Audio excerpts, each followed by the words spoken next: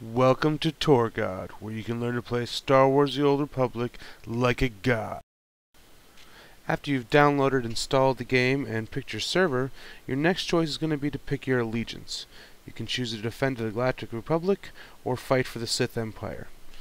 The choice is yours.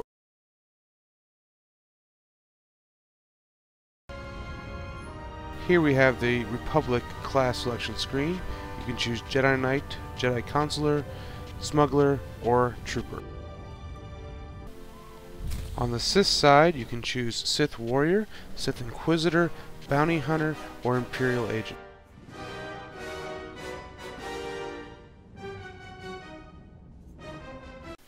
Here I have a nice little reference guide with the 8 classes split up among the two sides, Republic and Sith. You'll notice I have arrows joining them. That is because, for example, the Jedi Knight and the Sith Warrior are mirror classes, which means that they're going to get the same abilities under different names, they're going to get the same type of talents, they're going to get the same different specs, they can do the same things, tank and DPS. They mirror these classes so that one side doesn't have an advantage over the other. You'll also notice there's a lot of variation on which ones can tank and heal, which are normally hard to find in MMOs.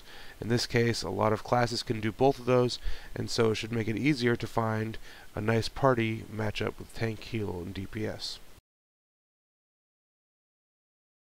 When you first get into the game, I'd highly recommend going into Preferences and enabling Auto Loot and Area Loot. Area Loot is great, it lets you loot lots of mobs all at one time, one click.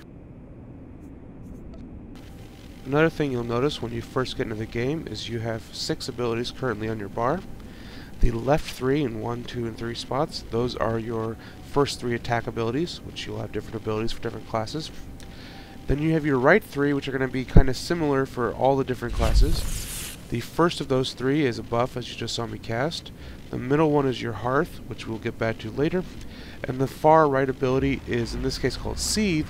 It is your out-of-combat heal. When you need a quick heal in between pulls, hit that a few seconds later and you're topped off, both health and mana.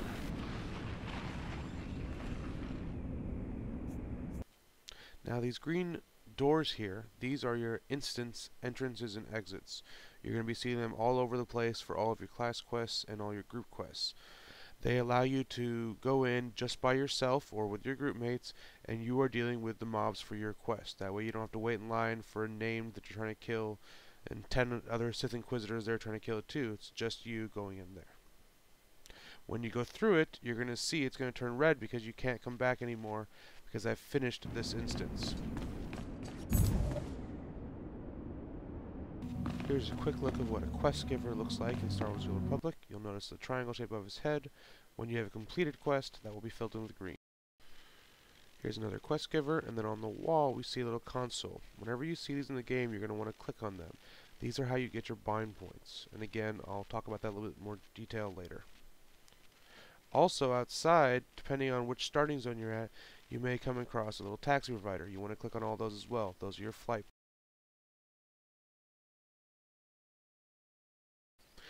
Here's another example of getting a bind point, this time on Korriban, and I'll show you whenever you have bind points and then you click the Hearth button, which I pointed out earlier, you'll see it brings up a map. Now at this point on this character, I've only explored enough that I'm going to have 1 bind point so far. But eventually you'll have a bunch of bind points all over the map, and every time you Hearth, you can go to any one of them. So instead of only having Hearth at one in WoW, you can go to any one of them each time you cast Hearth. It makes getting around a lot easier. Also on the upper right hand corner of your screen, you're going to see your quest tracking, just like it has in WoW. And if you click on it and open up your map, you're going to actually see the area located for your quest on the map. The neat thing is here that if your quest is inside and you click on the little arrow there, it actually takes you to the map inside the dungeon, and you can click on it again to find the next level in the dungeon, and then finally see exactly where your quest objective is going to be. So the map really helps you get around and find.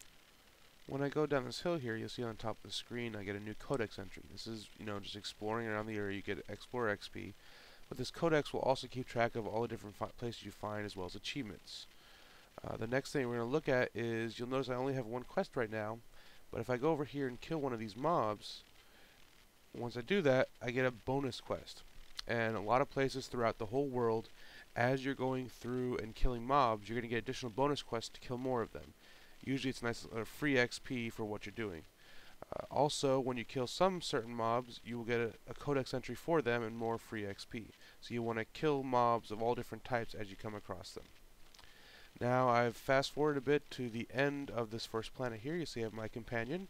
You'll get those around level 8 or 9. It depends on how fast you go through your class quests and whether or not you skip any side quests. And then we finally get to go off the planet here. So when we go off the planet, we're going to be going on to the Imperial Fleet. Nice little cutscene here. And the Imperial Fleet, or the Republic Fleet, depending on which side you're at, will be where you'll get a lot of important things. I went ahead and got level 10 before I got here, which you should all do as long as you don't skip too much. When you're at level 10, you're going to be able to pick up your advanced class choice. This is where you pick either, say, in Sith Inquisitor, you can go Assassin or Sorcerer, and likewise. So I'll finish the quest for getting onto the fleet. The first thing you'll see, however, though, is another ship where you came from the other starter planet. On the right over here is going to be the quest giver for your first dungeon. You're going to want to pick that up. You likely want to do that. See, everyone has their chem balls out. Also on here, we will find the class trainer, so you can pick your advanced class specialization. Then you're going to see your trainer and get your skills. They also have the crew skills trainers. These are your professions, so if you wanted to get, synth weaving, it's kind of like tailoring in WoW. There's lots of different professions, and I'll have a separate video about those later. It's kind of a lot of stuff to talk about. Here we have getting the quest for Black Talon. That is the first Imperial dungeon.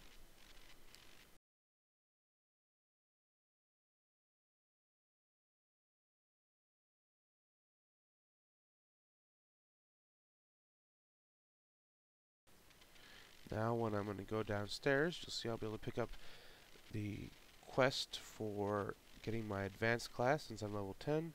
It's an NPC right out when you come downstairs in the elevator. And there's also a little terminal which will give you a couple other quests. One to get a profession skill, your crew skills, what they call them. And the other is to start getting social points. You gain social points whenever you're in a group and you make a conversation choice.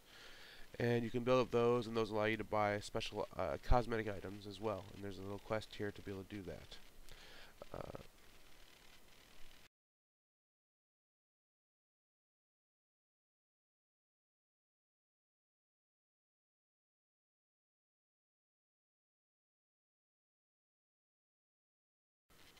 Now let me bring up the mini-map. You'll see the different areas we have here. We have the crew skills area. We have the combat training area. That's where your class trainers are. We have the galactic trade networks. You can find things out. At the north, you'll see a little point there. That's where the dungeon quest we have to go is. And on the west, if you saw it very quickly there, that's where your later dungeons are going to be. They all are up in that point. It's just your first dungeon is in the north. Here I'm talking to my class trainer, and I'm going to be able to decide which advanced class I want. After you get through the conversation, notice that your conversation choice doesn't actually matter. So you can pick whatever you want for your choice here. But what really matters is when the window comes up, you get to pick your advanced class. That's your choice that you can't go back from. So you'll see I'm going to get my little choice here in a second. You can quickly accept the quest over there, get your XP. On the left side, you can look at the talent trees, the description, etc. to see which one you want. And once you pick the one you want, you're going to go ahead and click accept there, and that's your final choice. They said they may add in changing your advanced class at some point, but right now it's not in the game, and you don't want to make the wrong choice here. It's a big deal. For example, if you pick one, you can tank. If you pick one, you can heal. So whichever role you're going for, you need to make a choice. Also notice that the two different advanced classes will actually have different trees, different abilities in there.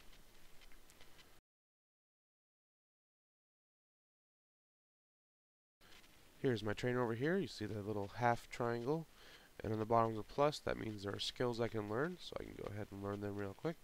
Now on the bottom you'll notice it says Sorcerer.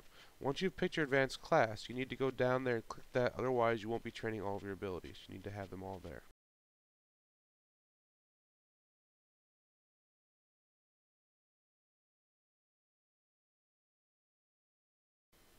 Here I am going to pick up the PvP daily to win a battleground. And that's another thing, once you've hit level 10, you can start queuing for them. That's going to be in the lower right hand corner of your screen, on the lower right part of the mini-map. Open that up, you can queue either solo or with your group. Right now we have 3 different types of BGs you can run in, and in my experience they're a lot of fun. You should try them out. Here I'm going to be heading up to the first dungeon area so you can see how that is. You'll notice I said earlier that the first dungeon is going to be in the north elevator from the main floor here, and the second and later dungeons are all going to be in the west one. It's just this first dungeon to kind of get you used to the idea. They put it separate. You also will have a choice when you get up here. You can either get onto the dungeon and have that take you to your next planet once you finish the dungeon, or you can just take a safe shuttle, which means skip the dungeon and go straight to your next planet. If you read the actual dialogue, the idea is that you need to go to your next planet to meet your new master, or whatever your exact story situation is, and you need to get there one way or the other, either the fast way, which involves taking the dungeon, or the safe way over here. Okay. Hopefully that's enough information for you to get started on this week when Star Wars: The Old Republic comes out. And if you have any further questions, feel free to let me know. I plan to make more videos to let you know more information. But for now, goodbye.